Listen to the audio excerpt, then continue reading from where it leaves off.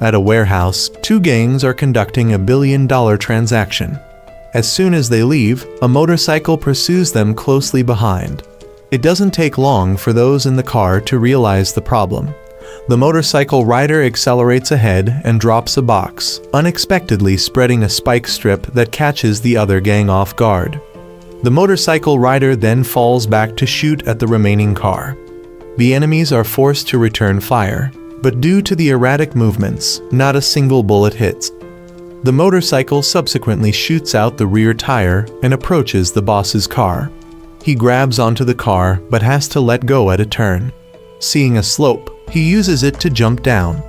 The boss is then taken to a warehouse, unaware that the motorcycle rider's teammate had disguised himself as the driver from the beginning. Both capture the boss in the warehouse and interrogate him. The boss, wanting to live, attempts to bribe them both, but the blonde one informs him that his friend has a hot temper, so he should confess everything. The boss says he only receives orders from above and throws out his phone. Before they can check it, the blonde one receives a call informing him that his daughter is sick, so he questions his friend about not checking her properly when taking her to school in the morning. As the two argue, the boss interjects and gets shot for being nosy. The two then rush home to pick up their daughter. They have been living with the little girl since December, and the story begins a few months earlier. The blonde brother here is Kazuki. He has a fairly normal life, waking up at a girl's house in the morning, and after tidying up, he heads home. He walks while yawning, and when he arrives home, he discovers the house is no different from a pigsty, all because of his housemate Ray. Ray had stayed up all night playing games and was too lazy to even heat up the ready-made food in the fridge. Kazuki also discovers that Ray brought home a cat to raise, thinking that just buying food for it would be enough care. Kazuki knows his friend won't be able to take care of it properly, so he decides to return the cat. Kazuki leaves it by the road, hoping it will find a good owner, and gives it a scarf to keep warm. Kazuki then returns home to clean up and cook. While eating together, Kazuki notices that Ray seems to still be angry about the cat incident. He believes that their job is very dangerous and they could lose their lives at any time, so if they intend to get close to anyone, they shouldn't do it half-heartedly. Kazuki understands what pain is like because he once had a wife and an unborn child. Kazuki then provides information about their next target and tells Ray to start preparing. They then go shopping to prepare for Christmas. Kazuki later meets Ryu, who can be considered the boss of both of them. Ryu sends their payment, and Kazuki still leaves a part for Ryu to transfer. Ryu isn't sure if she will accept it and advises Kazuki to forget his ex and find someone new. Kazuki then passes by a casino, and being a regular customer, the girls there pull him in to play. He goes in to play and decides to go all in, coming out with only his clothes left, coldly walking home. Kazuki, not knowing how the cat is doing, goes to check, and it seems the cat has been adopted by someone. When he returns home, Kazuki and Ray start preparing for the mission. Kazuki reveals that their target this time is a big shot in the underworld who specializes in human trafficking. But tonight, that person will be hosting a Christmas party at a big hotel. There's only one elevator to get up there, guarded by some tough guys, so the only way to infiltrate is through one method. Because the wife really likes surprises and sweets, Kazuki has prepared a cake to bring along. He then enters from the basement with the cake and brings it to the elevator. The security guard doesn't remember ordering a cake, so Kazuki takes out his phone to call the hostess. But this hostess is actually Ryu imitating her voice, so Kazuki easily deceives them. However, a little girl becomes excited about the cake and runs straight into the elevator. Kazuki informs Ray and decides to go along with it. The little girl seems to like the cake, so he lets her try it and is happy when she praises it as delicious. The little girl thinks Kazuki is the real Santa Claus, so she wants him to grant her wish to see her father again. Kazuki tells the little girl to be good and obedient, and he will help her meet her father. But as soon as the elevator goes up, the little girl runs out, making the security guards suspicious of Kazuki. Rei is forced to shoot dead 2 security guards to avoid complications. Kazuki chases after the little girl and protects her from gunfire. Rei rushes out to deal with the security guards and charges inside. He encounters the target that needs to be eliminated and causes chaos inside. The little girl separates from Kazuki again, and because the enemy is still firing, Rei and Kazuki are forced to hide behind a table to avoid bullets. The girl has been taken hostage by the target, but Rei can handle it. Kazuki, wanting the girl to be safe, throws out the sweets and uses the tray as a shield to charge forward. He claims to be the girl's father. The gunman is shot down, and Rei also shoots the target in the leg to make the girl jump down.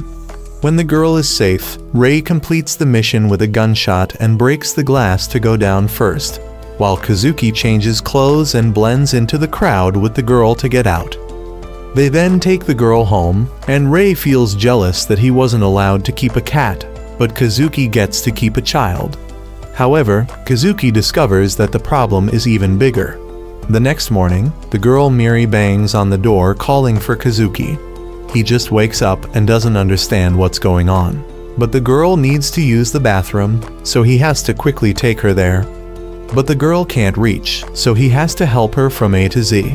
Kazuki then goes to make breakfast, and Miri wants to help, but he doesn't allow it, causing her to pout and get a chair to climb up herself. The two make noise, so Rei has to wake up too. Since Rei is there, Kazuki pushes Miri onto him to watch. After finishing breakfast, Kazuki makes both of them say grace before eating. He finds having a kid in the house quite troublesome, but they can't abandon Miri because last night, they learned that their target was Miri's biological father. That man was also like a jerk when he abandoned the mother and child, and the mother had pushed Miri onto him to raise or provide money if he didn't want his wife to know. But they've already killed that man, so reporting to the police is not an option. Kazuki plans to take her back to her mother, but the important question is where. Rei wants to smoke, but Kazuki reminds him there's a child, so Rei has to smoke in the kitchen. Kazuki asks the girl where her home is, but she doesn't know. Rei thinks it's a miracle that the girl found her way to that hotel. They now have no information about Miri, so they plan to ask Ryu. Rei is forced to babysit, which he shakes his head at. Miri accidentally spills coffee, so they have to change her into new clothes and leave her at home watching TV. They go to find Ryu and only ask about whether the target had any children or anything. Ryu hasn't heard about it, so he will investigate. Under Ryu's pressure, Kazuki fumbles and knows that his words will somehow be suspected by Ryu. They then receive a new request from Ryu and leave. As they leave, a man comes to announce his presence to Ryu and leaves. When they get home, they see the house has been turned upside down and suspect an intruder. But the truth is that Miri has caused this mess and is hiding under the table to play with them. The girl rushes out holding a gun, but Rei knows it's not loaded, so there's no worry. Kazuki has to chase after the girl, and then it's dinner time. Their next target is a drug lord. That person is in a mansion and has guards at all times. Rei wants to rush in and deal with everyone, but Kazuki says Ryu has instructed them not to be too conspicuous. Miri then comes to complain that the steak Kazuki made isn't as good as her mother's. He is then forced by Miri to play hide and seek, running all over the house to chase and catch. Kazuki suddenly comes up with an idea for the upcoming mission. Kazuki then has to prepare information and data while Rei goes to buy things to use. After finishing the preparation phase, Kazuki moves on to the implementation. He uses sweets to bribe Miri to stay at home, but when the girl sees both of them leaving, she runs out and bangs on the door, screaming. Because it affects the neighbors, Kazuki has to open the door and sees the girl crying, wanting to go with them. Kazuki then has Rei prepare for sniping from the sea. While he goes in through the front door pretending to be a camera maintenance worker, Miri asks to use the bathroom, but Kazuki needs to work first. Kazuki then meets the security guard and after checking, is allowed in. He takes advantage of this to electrocute the guard in the camera room and starts disconnecting cameras for a while, then attaches a device to fake alarms. Meanwhile, Miri has run in and asks to use the bathroom. Just as Kazuki comes out, Miri goes in again and exposes them. The two have to run and chase all over the house. Kazuki had to activate several things he had just installed to shake off pursuers. He followed Miri into the boss's room where he finally caught the girl, but both were immediately held at gunpoint. Rei burst in and shot them. Rei thought this approach was faster from the start. Kazuki had to run out carrying Miri and take Rei along because they had made too much noise. Upon returning, both knew they couldn't do anything with Miri hanging around. Ryu called and informed that he would let this case go and have someone else finish it. As for the information they needed, the previous target did indeed have a child with a mistress. Kazuki obtained information about the mother, so he should have less of a headache now. The next morning, Rei was awakened by Miri because she wanted to have breakfast with him. When Rei didn't want to get up, Miri jumped right on him. Rei thought today's breakfast of cereal was a bit childish, but found it delicious and ate quickly. Kazuki decided to go to Kayu's place today to get information about the girl's mother. As Miri was being disruptive, he used a banana to lure her. Rei asked if he really wanted to return the girl to her mother, and Kazuki was certain because their world was too dark and cruel to raise a child. Kazuki then went to Kayu's place and asked about the previous case. Kayu said he didn't need to worry about that anymore. Kazuki then got the information, still hiding from Kayu the reason he needed it. After obtaining the information, Kazuki returned to discuss with Rei about returning the girl. Although they knew the girl's mother wasn't a good person, it was better than nothing. Kazuki had turned to this profession in the past because he had no parents. Miri then brought mud pies for Kazuki to eat. He couldn't refuse, but fortunately, a sweet potato vendor lured the girl away. Kazuki didn't have many good memories from when he was the girl's age, and neither did Rei. Although Rei had a family, it was very troublesome. Kazuki never asked because he knew Rei wouldn't talk about it.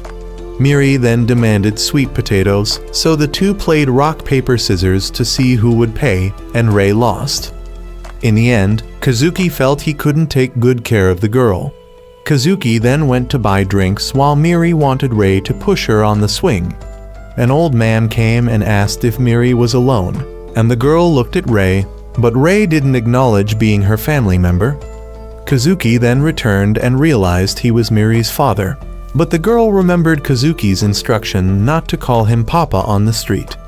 Upon returning home, Kazuki told Miri that in such situations, she could freely call him Papa. He also questioned Rei about why he didn't acknowledge being Miri's father. That night, Kazuki let Miri sleep on the sofa, but she wanted to sleep with Rei. She went into the room but couldn't find Rei, and then found him in the bathtub. She wanted to sleep with Rei to feel less afraid, but Rei just waited until Miri fell asleep and then left. Meanwhile, Kazuki had found information and the location of Miri's mother. The next morning, all three set out to return Miri to her mother. On the way, Kazuki tried to be as cheerful as possible because it was their last day together. Rei still wanted to know if Kazuki was sure, but Kazuki just tried to focus on returning to normal life. Kazuki then arrived at the place and went ahead to check some things. He followed the address to a bar and heard singing similar to what Miri had sung before, so he went in. On the other side, Miri was bothering Rei because she was bored. Kazuki met Miri's mother, who informed him that the bar only opened at night. Suddenly, the bar owner came in and slapped her for opening during the day and also confronted Kazuki. He smashed a bottle, causing a cut on Kazuki's face. Kazuki punched back, making him run away, and was even slapped by Miri's mother. But then she told Kazuki to sit down so she could bandage his wound. Rei had to take Miri to play, from swings to seesaws and slides. People thought Rei was Miri's father, but he didn't wave at her, so he reluctantly waved for appearance's sake. Miri was having fun, but Rei wasn't. The girl wanted to play more with Rei and Kazuki, but Rei asked why she called Kazuki her father and about her real father. The girl thought a father was someone who would come to save her when she was in danger. This made Ray remember his own father, who had trained him harshly and taught him that in this society, it's kill or be killed. He didn't see himself as a father, but only as Ray's superior. When Ray returned to reality, the girl had disappeared. Kazuki was asked why he came looking for her, and he explained about Miri. She thought he was working for that man and demanded money, but Kazuki said he just found Miri and was temporarily taking care of her. He wanted to return Miri because the girl liked her cooking, but that was just store-bought food. She didn't want to take Miri back as the child reminded her of the scoundrel who deceived her. Kazuki tried to lecture about parental responsibility, but she argued that Miri ruined her life and that Kazuki had no right to preach without experience in childcare. Kazuki left some money for the drinks and left. Ray found Miri with the police. They wanted to take her to the station as she seemed lost, but she refused and called for Papa. Hearing this, Ray remembered Miri's words and approached the police, claiming to be her father and taking her home. When Kazuki returned, he saw Ray and Miri had grown closer, so they all went home together. Ray understood that Kazuki had failed to return Miri to her mother and decided to live with Miri as well. In the following days, Miri constantly caused trouble at home, from pouring detergent into machines, disrupting Ray's jogging and Kazuki's cooking, misusing the vacuum cleaner in the bathroom, and even in Ray's garden. Both were exhausted with Miri, but a solution appeared: school.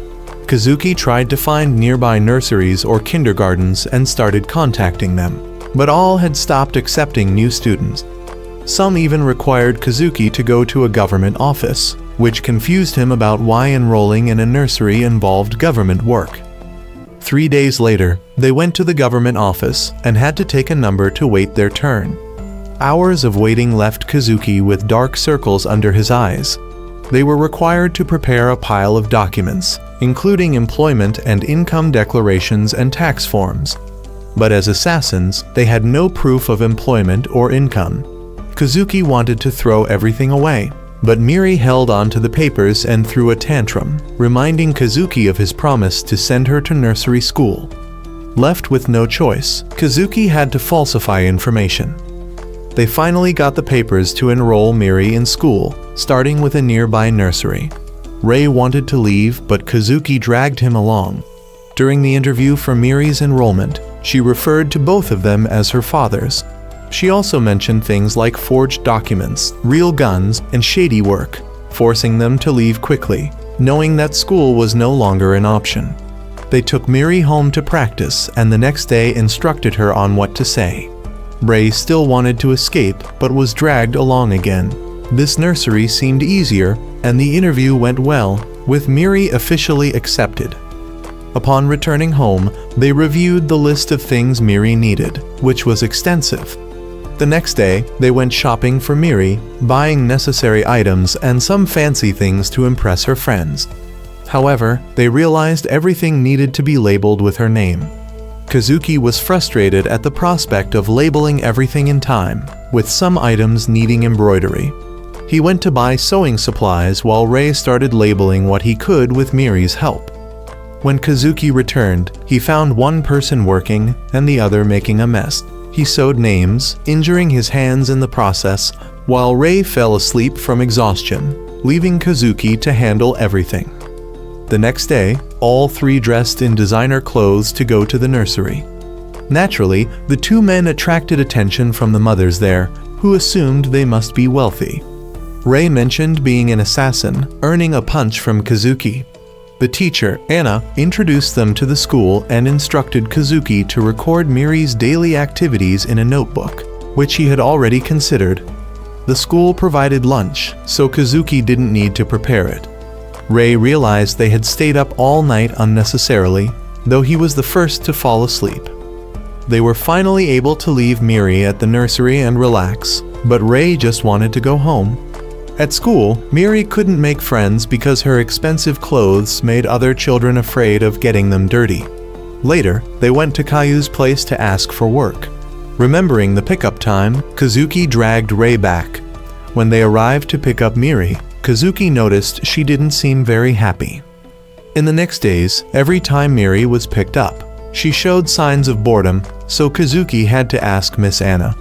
She informed him that Miri seemed to have difficulty fitting in due to wearing expensive clothes. Kazuki didn't know where to buy normal clothes, so Miss Anna showed him a place. The next day, both of them took Miri shopping for new clothes. When they entered the store, they realized that if they had bought things here from the beginning, it wouldn't have been as difficult as it was initially. Everything was readily available here and at cheap prices. The three of them bought a lot of items, and that evening, labeling everything would still be a chore. The next morning, Kazuki took Miri to school on a bicycle instead of a car as usual. Kazuki also stayed there for a while, and when Miri couldn't speak up, Kazuki kicked a ball towards her to play together. He acted silly, which amused the children and drew them around Kazuki. He and Miri played with the kids, and Miri gradually became more integrated, so Kazuki could leave with peace of mind. When he came to pick her up in the afternoon, Miri felt happy there for the first time. By the end of the month, Kazuki noticed that their assets were almost depleted due to buying things for Miri. The fact that neither of them was working also meant their account couldn't increase to compensate. Kazuki informed both of them about the urgent situation and that they would have to cut expenses. There was no other choice. The next day, they both had to go and humbly ask Caillou for work. He sent them a pile of documents, mostly small tasks like information investigation, so they both needed to work to regain their previous mindset. They then went home to start working because the deadline was only 1 week. Suddenly, the nursery informed them that the children would be staying at home for a few days. When they went to pick up Miri, Kazuki realized that one of them would have to stay home to look after her. However, Miri wanted to watch both of them work as it was her assignment. Neither knew how to handle this, so Rei wanted to sneak off to work. Miri blocked Rei and clung to her legs, refusing to let go. For 2 consecutive days, Kazuki had to work through the night, and Rei also returned very late from reconnaissance. Kazuki wanted Rei to stay awake and continue working, reasoning that when Rei stayed up late gaming, she was very energetic.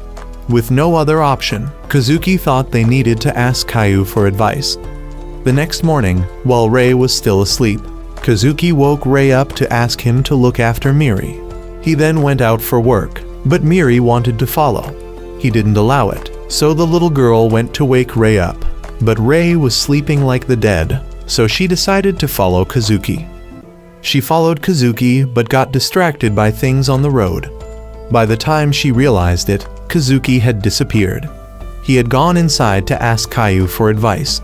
When Rei woke up and didn't see Miri anywhere, he had to call and ask Kazuki. Hearing that Miri had disappeared, Kazuki returned, and together with Rei, they went searching. At this time, Miri, not seeing Kazuki anywhere, returned to the front of Caillou's shop and bumped into a scary uncle. Caillou came out and saw Miri. Kazuki and Rei searched everywhere without success and then stopped in front of Caillou's shop. Feeling helpless, they both went inside and found Miri there. Kazuki was relieved to see Miri there and pretended to Caillou that he was just babysitting. Kazuki told Miri not to call him Papa in front of Caillou. Kazuki then admitted that he was a bit behind schedule due to looking after Miri, so Caillou decided to look after Miri for them. Thanks to Caillou, Miri was no longer a concern for Kazuki, so work went much more smoothly. They both knew that if Caillou found out the truth about Miri, the consequences would be deadly. Kazuki instructed Miri not to tell Caillou too much. They then took Miri to Caillou's place again and went to work. Miri seemed fine staying with Caillou. Caillou made Miri a strawberry milkshake, which she really enjoyed. Kazuki was worried because Caillou was more ruthless than he appeared. He was also a womanizer, so Kazuki feared that in the future, he might take advantage of Miri. Therefore, Kazuki felt compelled to finish work quickly and return. At this time, Miri asked Caillou about how he knew Kazuki and Rei. Learning that he was friends with both of them, Miri wanted to hear about Kazuki and Rei's work. Caillou told her that they both did very special jobs. Kazuki was a comedian, specializing in making people laugh, but also had some bad habits, so he was hesitant to tell others. Rei was an oil tycoon.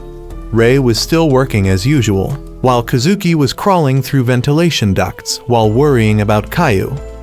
Caillou then asked Miri why she was staying with Kazuki and Rei instead of her biological parents. The little girl said she was very happy staying with them and that she loved them both. In the evening, both of them finished work and went to meet Caillou. Miri was already asleep. The little girl was calling both of them Papa in her sleep, so Kazuki still tried to make excuses. Caillou said it was enough because he already knew everything. The next day, they took Miri back to the nursery and listened to her essay about their jobs. It sounded a bit off, but they didn't mind as long as she enjoyed it. They then went to meet Caillou again, and he told them not to hide things like that anymore. However, he would still intervene if Miri affected their work. This world doesn't allow them to play family, and they both know the consequences of betraying the organization. But after spending time with Miri, Caillou understood why they did it. He believed Miri would change them both, but wasn't sure if it would be for better or worse. They could die any day and had no right to resent others. That's what they had to accept, so they shouldn't regret it. One day, while organizing things, Kazuki saw a news report saying parents need to be stricter with their children if they don't want them to become troublemakers later. Kazuki worried about Miri becoming a troublemaker and calling him old man in the future, so he decided to be stricter with her from now on. That afternoon, when picking up Miri from school, he heard from Miss Anna that Miri had fought with a friend that day. She didn't know the details and hoped Kazuki would help investigate the root of the problem. She also mentioned that the nursery would be taking the children on a field trip soon. In the evening, while playing with Rei, Kazuki asked Miri about the fight. She said no, but Kazuki made her look him in the eye and answer. She hadn't fought but had a conflict with a friend. She said her classmate Tega was very naughty and selfish. Kazuki still wanted to hear details and see who was wrong, but Miri insisted she wasn't wrong. The persistent questioning made Miri angry, and she went to her room, saying she hated Kazuki, which left him helpless and crying. The next morning, Rei saw Kazuki wake up early to prepare lunch for Miri's field trip. Rei knew Kazuki was trying to regain Miri's favor, and that yesterday's incident still haunted him. Miri ran down and only greeted Rei, clearly showing her dislike for Kazuki. Kazuki still tried to be friendly with Miri, but she flatly refused and wanted to go to school with Rei. Seeing their broken relationship made Kazuki worry that this would lead Miri down a criminal path, and that she might curse at him when he visits her in prison in the future. Suddenly, Kazuki realized he had forgotten to put the lunch in Miri's bag. He ran after them, but Rei had already returned and told him the bus had left. He decided to bring the lunch to Miri himself, and since Miss Anna had said parents weren't allowed to follow, he would try to avoid being seen. He even dragged Rei along. At the zoo, Miri and her friends were having a lot of fun, from observing animals from afar to interacting with them directly. While watching the monkeys, the naughty boy Tega that Miri had mentioned ran out shouting, scaring the monkeys away. Miri and her friends ignored Tega, so he decided to go see the lions by himself. The three of them had to run after him without telling Miss Anna. Kazuki and Rei had also arrived at the zoo. The four children were lost. Miri, claiming to have experience from getting lost before, told her friends to stick together. Kazuki climbed a tree and used binoculars to find Miri, then saw her holding hands with a boy. He immediately imagined them in a relationship and being disrespectful to him, deciding he needed to intervene. He shouted loudly, drawing attention from people around, while Rei could only helplessly watch. Meanwhile, a wanted criminal seen on TV had sneaked into the zoo, looking for something to eat. Kazuki and Rei followed the four children and realized they were lost. Rei wanted to quickly give them the food and leave, but Kazuki needed to ensure they got back to Anna. While following them, Miri kept feeling like they were being followed and turned back to look, causing Kazuki and Rei to hide quickly. Kazuki thought she had inherited his sensing ability, but Rei didn't understand what Kazuki was saying since they weren't blood related. Suddenly, Miri turned back again, making Rei think that maybe Kazuki was right. The four children wandered until they got tired and decided to sit down and rest. When Tega spilled his drink, Miri came to wipe it, surprising Kazuki, who didn't expect her to treat the boy she had fought with so kindly. The wanted criminal approached and was about to steal food from a nearby store when Miri confronted him. She irritated him, and he was about to get physical when a bullet flew towards his hand. The shopkeeper recognized him, so the criminal left the food and remembered this grudge. Rei and Kazuki noticed there were indeed some aggressive people around here. The four children then continued looking for Miss Anna. Tega recognized a character from a game there, which happened to be from a game Miri often watched Rei play. Miri used this to befriend Tega, while Kazuki was frustrated that Miri only mentioned Rei. As the kids got hungry, they took out their food. Miri realized she had forgotten her lunch, so Kazuki tried to run and give it to her, but Rei held him back. Tega shared his food with Miri and apologized to the other two for being selfish before, so Miri had a makeshift lunch. Suddenly, the criminal returned, trying to steal food from the four kids. He was still angry at Miri and took out a gun, grabbing Tega as a threat. Just then, two people in costumes arrived and beat him up, breaking his gun. After ensuring the children were safe, they left. It was obvious who had intervened. While taking off their costumes, Kazuki hoped they weren't recognized, and the staff couldn't find the costumes anywhere.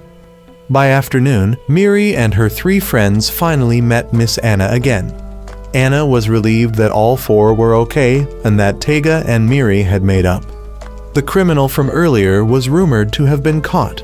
Kazuki realized he had been wrong not to trust Miri. Upon returning home, Miri shared how fun the field trip was and mentioned the rabbit that helped her. Rei checked her notebook and found out that the fight was just Miri accidentally waving her hand, nothing serious. Kazuki apologized to Miri, and she was no longer angry with him. Rainy days followed. When Kazuki went to pick up Miri, she playfully let her umbrella fly away, and it was run over by a car. The image of the umbrella brought back unpleasant memories for Kazuki. Miri regretted losing the umbrella, so Kazuki promised to buy her a new one. At home, Kazuki told Miri to take off her raincoat, but she ran to play with Rei, leaving the wet raincoat on the floor. Kazuki had to clean up many things in the house. After eating, the other two left a messy table and went to play. While folding clothes, Miri asked for a towel, so Kazuki asked Rei. Rei had forgotten to get the towel and bought a new one instead, frustrating Kazuki. When Miri went to sleep, Kazuki asked Rei to help take care of her more, as Rei spent most of her time at home. While shopping, Kazuki accidentally saw an acquaintance and hid, meeting two girls from the casino. They thought Kazuki hadn't come to play lately because he must be happy with someone. Kazuki returned home early and couldn't understand what was supposed to be happy about all this work. While cooking, Miri clung to his legs. When a delivery arrived, he asked Rei for help, but she ignored him. During dinner, they kept passing the salad he made back and forth, complaining about the vegetables. Their demands angered Kazuki, and he went to his room. The next morning, Rei was woken up to find Kazuki not at home and breakfast not prepared. Dishes and things were left unclean. Rei had to use cereal for breakfast and realized Miri was about to be late for school. Rei had to prepare Miri's things. It was raining, and with the broken umbrella, they had to go to school bareheaded. Kazuki had gone to Caillou's place, doing this to make Rei get up and work, and to make Miri appreciate what he was doing. Caillou still thought Kazuki was living happily, but Kazuki didn't see anything happy about it. Caillou took out money that Kazuki always kept and said Kazuki's sister-in-law had returned it. Caillou was sure Kazuki's wife's family wouldn't accept this and advised Kazuki to talk clearly with them, as it had been 5 years. But Kazuki ignored this and left. Rei realized the nursery was closed because it was Sunday. Kazuki went to the casino and won big, while Rei at home was exhausted after just a few small tasks. Kazuki, having won big, treated the girls to food and drinks, while Rei, hungry at home, had to order pizza. That night, Kazuki saw that it was late and was about to leave when he bumped into a guy and decided to have a fight. Rei and Miri waited for a long time without seeing him return, so they suspected Kazuki had abandoned them both. Kazuki was beaten up by a group and thrown into a trash can. He had met his sister-in-law Karen again, whether he wanted to or not. The sister-in-law wanted Kazuki to stop and talk properly instead of avoiding and sending money like that anymore. She didn't need that money and wanted Kazuki to stop tormenting himself because her sister's death wasn't his fault, but he still considered it his own fault. Kazuki left and remembered that day. He was chasing a target, and his allowing the man to escape into a car and lose control, crashing into an oil truck, had caused the oil truck to catch fire and explode. Unfortunately, his wife was nearby and was engulfed in flames right before his eyes. That's why he always considered his failure to catch that guy as the reason for his wife's death. The next morning, Rei woke up and realized Miri was sick. He saw that Kazuki still hadn't returned, so he tried calling but got no answer. Going to find medicine, he found it had expired, so he decided to take Miri to the hospital, but didn't know which direction it was. Kazuki had gone to visit his wife's grave, while Rei was forced to seek help from Caillou. Kazuki had now arrived at the flower field, the place where he first met her. Karen also came here to talk with Kazuki. Karen recounted the things she had heard about Kazuki from her sister and the moments spent with her, but Kazuki could only apologize. Kazuki confessed that the reason he didn't want to change was that he was afraid of forgetting her, and also afraid of forgetting that he was the reason she was gone. Karen had heard about Kazuki adopting a child, so she made Kazuki understand, and Kazuki decided to cheer up. Kazuki decided that from now on he would live more happily, and the sky afterward also became sunny again. Kazuki then returned home, and it was messy as expected. Kazuki then went into the room and noticed Miri was sick, but it seemed Rei had taken good care of the little girl. A few days later, Miri woke up in the morning to see Rei fully prepared. Rei said he would go home for a day. Miri and Kazuki wanted Rei to try to come back early this evening. Both seemed to have some kind of plan to wait for Rei. Since Rei was leaving the house, their plan would also be more convenient. Rei had returned home, and indeed, Rei had an extremely wealthy background. However, Rei didn't have a very good relationship with his father. When he got home, Rei just greeted as per protocol without any emotion. In the past, when Kazuki first met Rei, Rei looked no different from a robot. The father thought that Rei's recent mistakes in work were because of Kazuki, but he spoke up to defend his friend. The father wanted Rei to come back here to inherit this assassin clan because he had trained Rei to wait for the day he would inherit the clan. But Rei didn't like it much, so he wanted to ask for some time to think. The father had given Rei a mission to eliminate a traitor to the organization. Rei accepted the mission and left. He called home to report that he might be back late, but Kazuki and Miri both wanted Rei to try to return before dinner. When he went out, Rei met the man who often came to Caillou's place. He took Rei away, and looking at the target, Rei remembered this was his teacher, the one who had taught him how to use weapons. The reason this person betrayed the organization was because of a girl, but the organization had eliminated that girl. He asked why Rei killed people, to which Rei just saw it as a job, while for him it was an ideal. He wanted to understand the nature of humans through death. When taking Rei to the meeting point, he wanted Rei to relay the traitor's last words to him. When meeting his old teacher, he had understood what had happened to his wife, so he wanted to deal with Rei to let the boss know how he felt. Both sides drew their guns and began chasing each other. They were evenly matched, but Rei was still at a slight disadvantage when fighting his teacher. Kazuki and Miri had finished preparing the food and were waiting only for Rei. Miri noticed that Rei always tried to look cool, but always had sadness in him. Ray had chased his teacher to the rooftop and took out his knife as a precaution. Suddenly, the teacher lunged down from a container, and they both switched to knife fighting. Ray blamed him for betraying the organization, but he was just tired of the emotionless way of life after finding something he wanted to protect. Ray was still at a disadvantage and lost his knife, being pinned down. But Ray managed to draw his gun. Ray also had something he wanted to protect, but the teacher still saw him as too emotionless. Ray pushed the teacher, causing him to back towards the railing. The railing suddenly broke, causing the teacher to fall. Ray then ran down, and the other man had already taken the traitor's body back to the boss. As for the last words, Ray couldn't hear them. The man wanted to take Ray back, but he wanted to stay a while longer. Ray sat thinking about what his teacher had said when Kazuki called, urging Ray to come back urgently. But Ray wanted to cool his head, so he stayed for a while. Not long after, Kazuki drove over to pick him up. Kazuki remembered when he first met Ray, he was in a terrible state. But Ray thought that when he first met Kazuki, he also had some unfavorable thoughts about Kazuki. However, Kazuki had cleaned up Ray's messy house by himself and even helped him cut his hair and bathe. Ray didn't know if they could really change. When they returned home, Miri was fast asleep. Ray just remembered that today was his birthday. Miri woke up to say hello and then went back to sleep.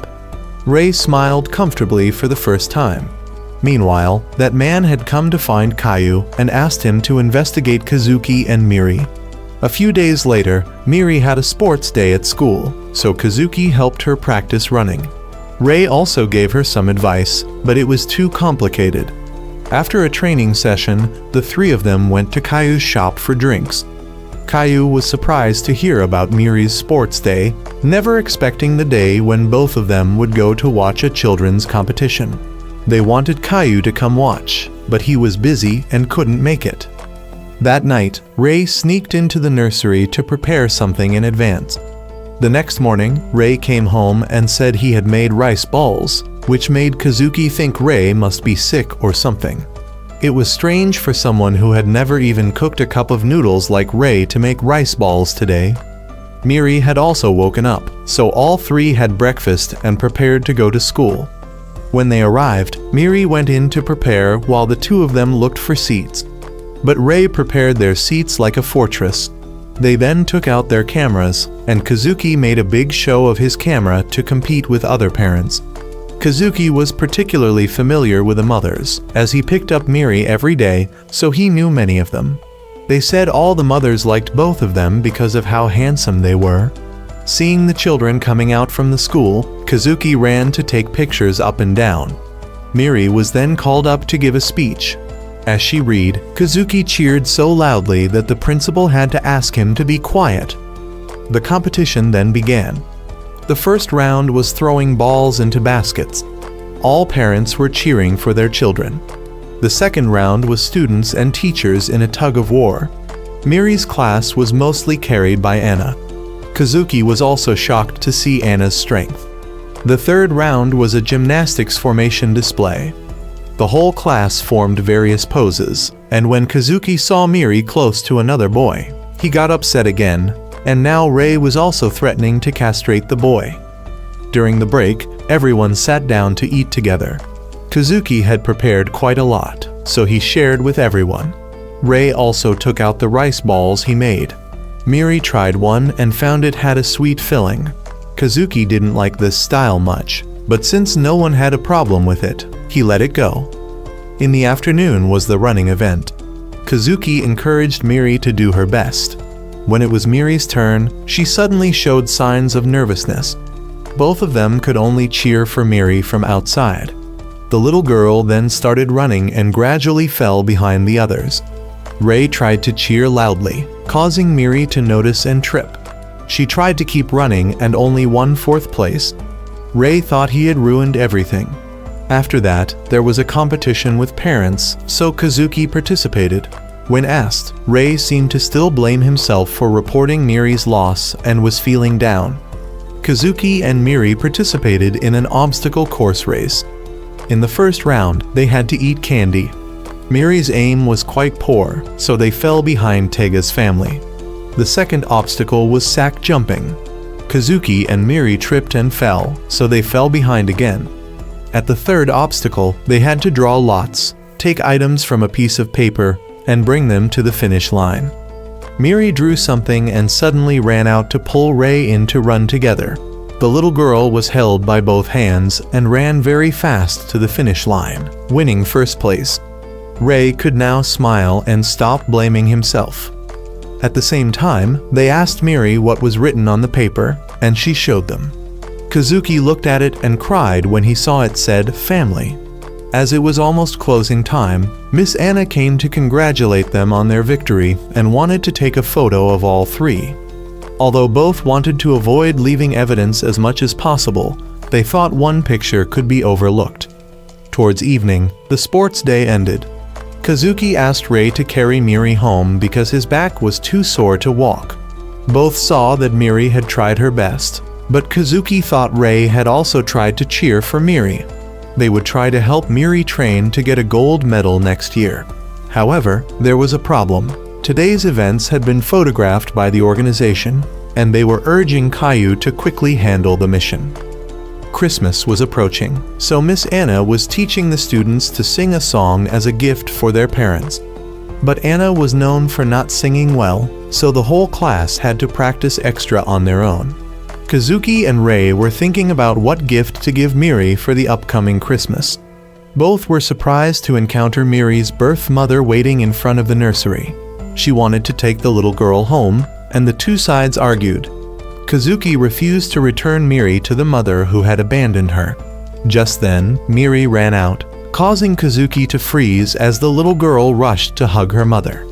Seeing the scene of mother and daughter missing and loving each other made him a bit sad. When they got home, Miri immediately showed off the pictures she had drawn and led her mother to tour her private room along with the closet full of clothes. The mother asked Miri if she wanted to stay here or go home with her. The little girl, who had been smiling, immediately changed her attitude and hugged her mother tightly.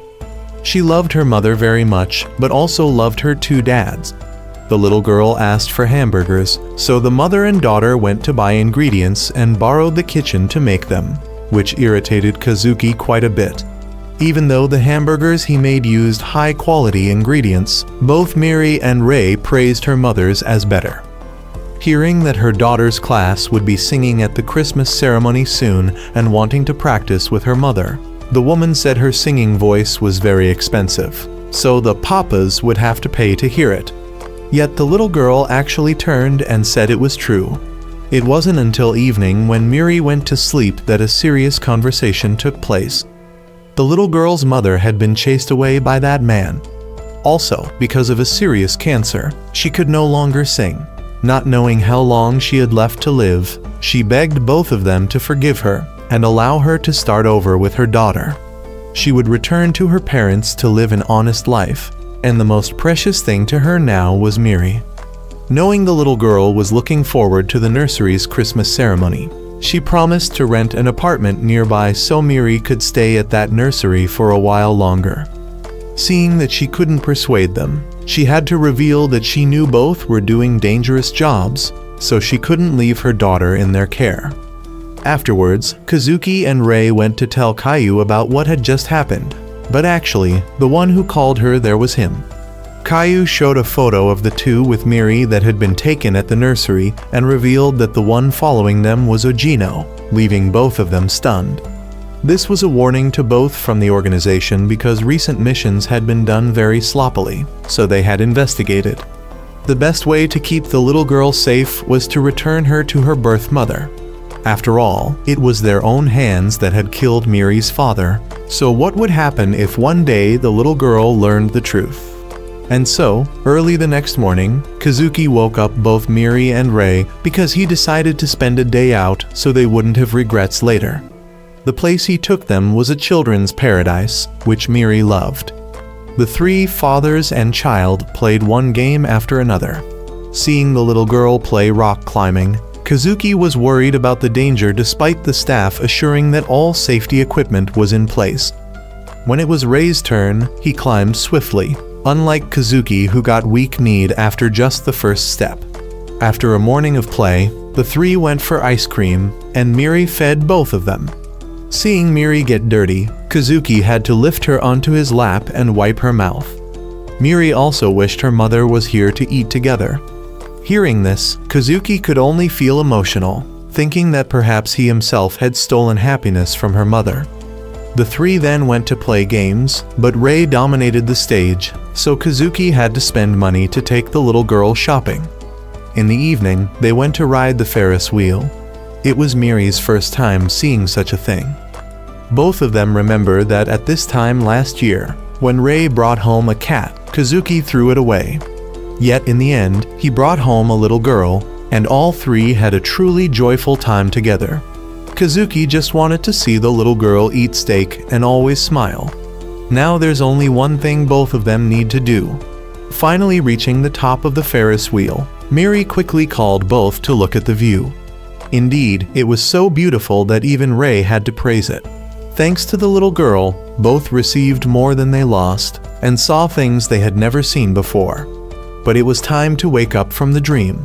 The final surprise gift that the two papas had for Miri was that her mother would pick her up and tonight she would sleep with her mother. However, watching them leave, Kazuki couldn't help but run after them to put a scarf on Miri. The next day, daily life returned to how it used to be. Kazuki enthusiastically did housework, while Rei played games all night until nearly noon before sleeping. The bathtub was a familiar sleeping spot where Rei accidentally found Miri's toy. Kazuki, while cleaning the room, kept looking at the drawings the little girl had made. Remembering Father's Day, Miri had drawn this to thank both of them, making him wipe away tears, pretending not to care and continuing to work. A gloomy lunch, a boring shopping trip to the supermarket. Kazuki even habitually bought cereal for breakfast. Sitting in the park from morning to evening just to watch children play made the surrounding mothers suspicious enough to threaten calling the police. These days, both often watch children's programs and eat only snacks and candies. Without Miri, Kazuki doesn't feel like cooking anymore. Rei has started smoking again after a long time and just hopes Miri is eating well. And perhaps after New Year's, he will move back to live with his father. He offered this apartment to Kazuki, but Kazuki didn't accept it and plans to rent a smaller place, because living alone in such a big place is lonely. At home, Miri is delighted when her mother cooks her hamburger steak. But this time it's different from before because she tried hard to buy proper meat and vegetables instead of pre-made things like before. Mother and daughter tell each other stories about daycare. Kazuki went to the shop to ask Caillou for work, but there aren't any tasks right now. Caillou gave him some money returned from Karin to use temporarily, not giving all at once because he's sure Kazuki would spend it all in one day. Rei has also told his father he will move back home, and from now on will learn from him to become the head of this family. At home, Miri practices singing for Christmas, getting praised by her mother, which makes her very happy, and she mentions that both papas always praised her the same way. Miri wonders when the two papas will come to pick her up, but her mother says they aren't Miri's real papas. The little girl keeps talking about Kazuki and wanting to live together, making her mother just hug Miri tightly and apologize. But right then, a new problem arose. Rei's father realized Rei still hadn't cut off his external relationships, saying that one day those relationships would hinder him, so he decided to handle everything for Rei. He bowed his head begging, but that very weakness made his father decide to eliminate Miri. Immediately, he called Kazuki for help to go to Miri's place, while also notifying Caillou if he was nearby to tell the mother and daughter to leave the house. But it seemed too late when someone saying they were delivering a package rang the doorbell. Miri's mother opened the door and was immediately shot in the stomach. She pushed his hand away and struggled to go inside the room trying to protect Miri.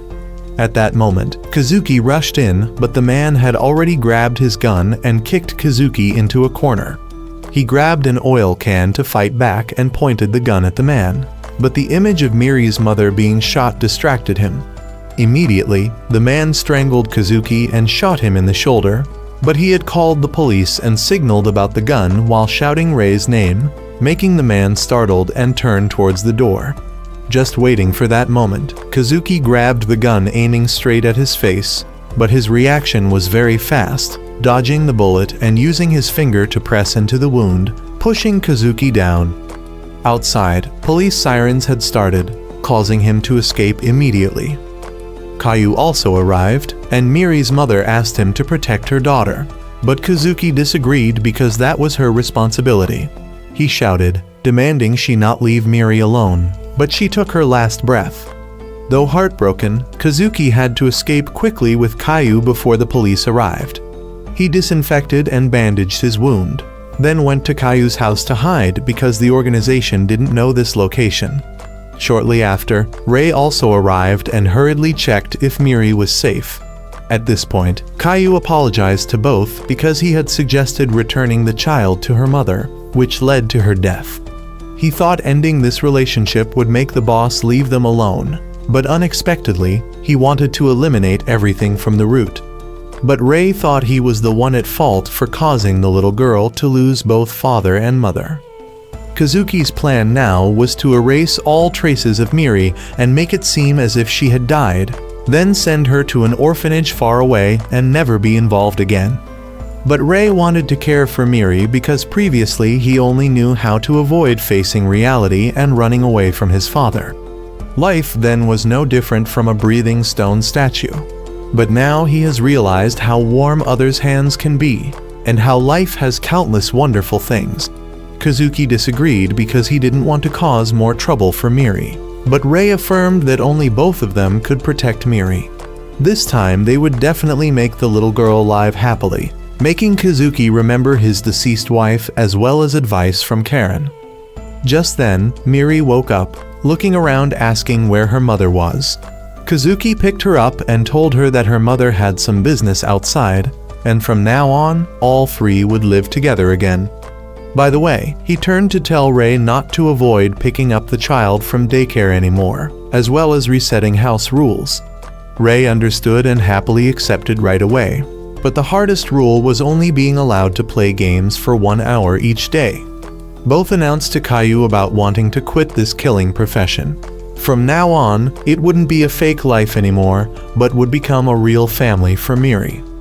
Early in the morning, Miri excitedly jumped on Rei to wake him up. Today Rei was also very serious about making breakfast. Both made butter and egg bread together. Kazuki tasted it and this time approved the dish as delicious. It had been a year since the day they brought Miri home because her boots were now too tight.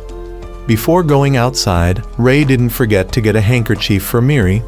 Snow covered the sky white and Miri drew Santa Claus in front of the yard.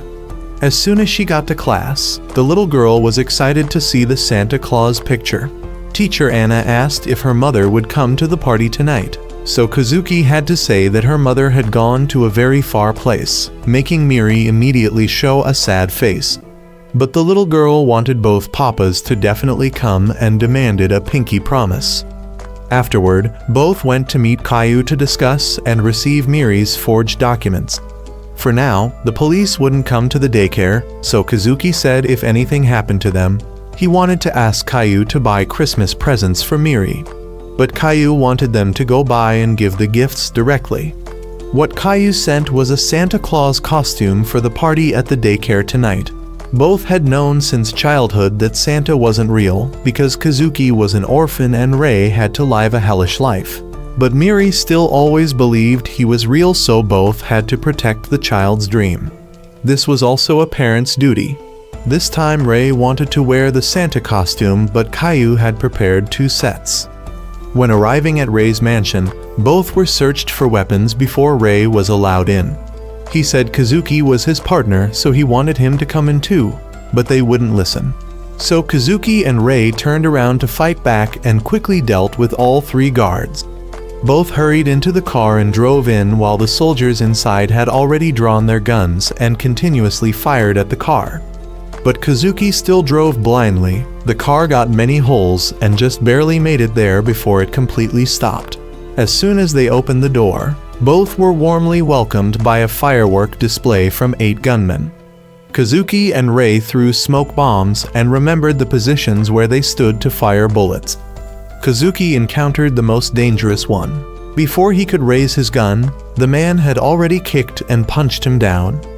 Miri was still making many decorations because she wanted both papas to see them. The little girl firmly believed they would finish their work and come because she had asked Santa Claus. Rei rushed from behind and blocked the man's gunshot, but his punch missed. Both sides jumped around the hallway and had a gunfight. When out of bullets, the man pulled out another pistol and wanted to collect both of their last words. Rei desperately broke through a door and fell outside, just as the soldiers from earlier came firing continuously. Kazuki quickly pulled Rei to his side, but the other man had already pointed his gun at both, wanting to hear some last words. He had to distract him by using Miri's mother's last words as bait. The man ignored Rei completely and chased after Kazuki. In the kitchen, he threw a bunch of things at the door, but nothing hit. Not only that, he was shot in the leg. Kazuki finally said that Miri's mother's last words were calling her daughter's name. When the man wanted to hear Kazuki's last words, he pulled out a gas tank with a lighter so if they died, they'd die together.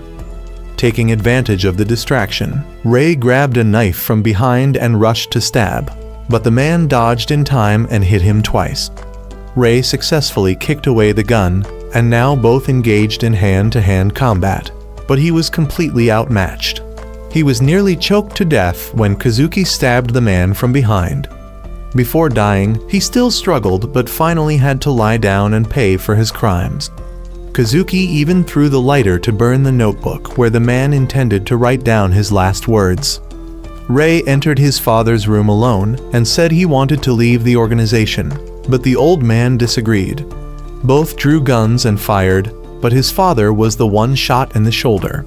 He said even if he died, the remaining members of the organization would hunt down Rei and his loved ones. Previously, Rei had intended to live a life dedicated to the organization, because this dirty work always exists everywhere. However, when separated from his father, he opened his eyes from a troublesome roommate who complained all day, to the warmth of 3 people sleeping together in bed instead of the bathtub, taking care of a sick child, cooking food, and preparing surprise parties. This world is full of things he wants to cherish. For Rei, the bond with Kazuki and Miri is stronger than the murderous blood flowing in his veins. If this blood hinders him from protecting them, he'd rather destroy his own useless arm. Now Rei is no longer his father's right hand and turns his back to leave. His father raised his gun to shoot, but then didn't.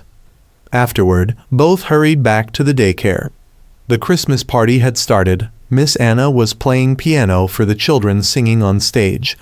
Below were parents filming and taking photos, but looking around, Miri couldn't see her papas anywhere. She was very sad until suddenly seeing them arrive, immediately changing her attitude to a big smile. After the performance, the little girl rushed to hug Kazuki, not knowing he was injured all over. Both also said the little girl sang so loudly that Mama must have heard it. Miri shouted loudly thanking Santa for the gift. 10 years later, Miri has grown up to become a beautiful high school student. Kazuki cried emotionally when his daughter didn't become the delinquent type he once feared, though he might be the delinquent one, having gone out with some women last night. Both had built this restaurant to raise the little girl as she grew up day by day. Suddenly, she took both of them outside because she wanted to take a family photo, and here the film also ends.